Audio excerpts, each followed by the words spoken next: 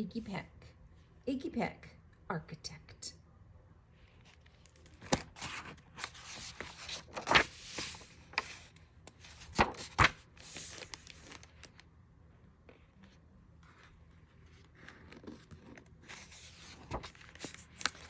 Young Iggy Peck is an architect and has been since he was 2, when he built a great tower in only an hour with nothing but diapers and glue. "Good gracious, Ignatius," his mother exclaimed. "That's the coolest thing I've ever seen." But her smile faded fast as a light wind blew past, and she realized those diapers weren't clean.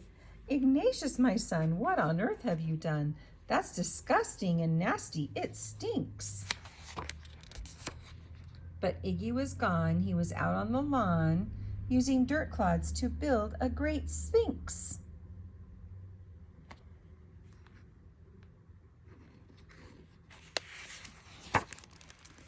When Iggy was 3, his parents could see his unusual passion would stay. He built churches and chapels from peaches and apples, and temples from modeling clay.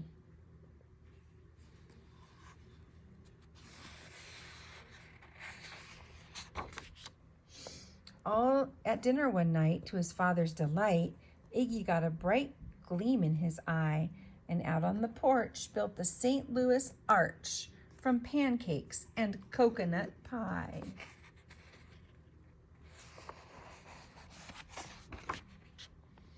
Dear Ig had it made until 2nd grade, when his teacher was Miss Lila Greer.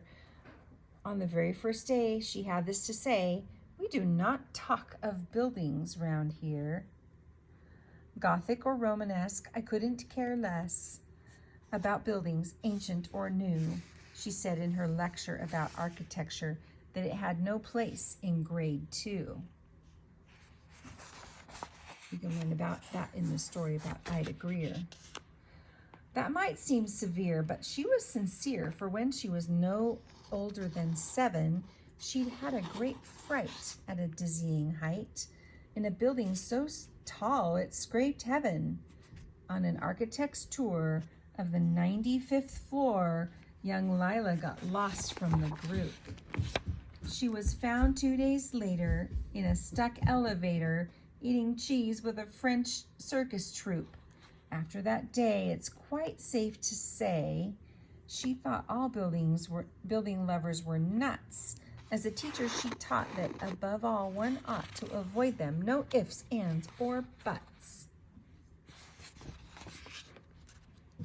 As you might guess, it would cause Iggy stress to hear such terrible talk.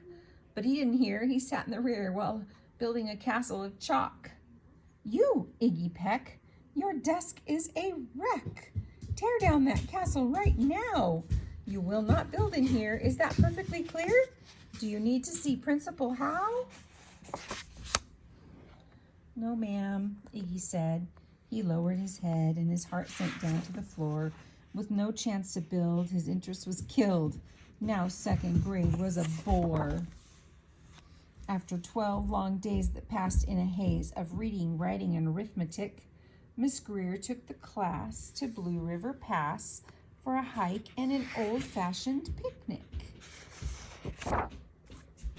They crossed an old trestle to a small island nestled in the heart of a burbling stream, but they no sooner passed than the footbridge collapsed, and Miss Lila Greer started to scream. "We're trapped here!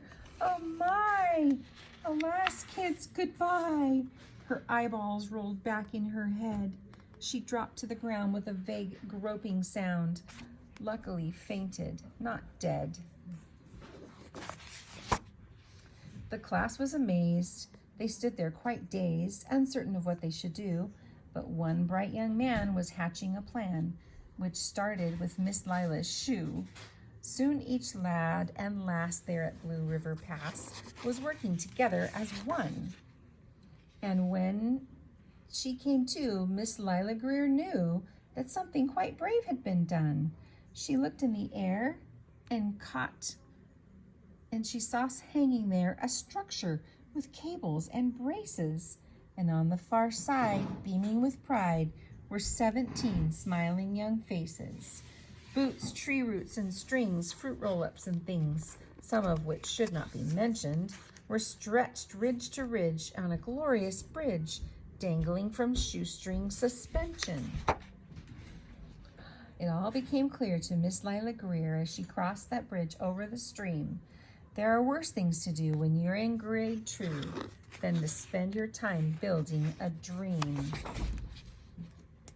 Good job, Iggy Peck. You saved the day.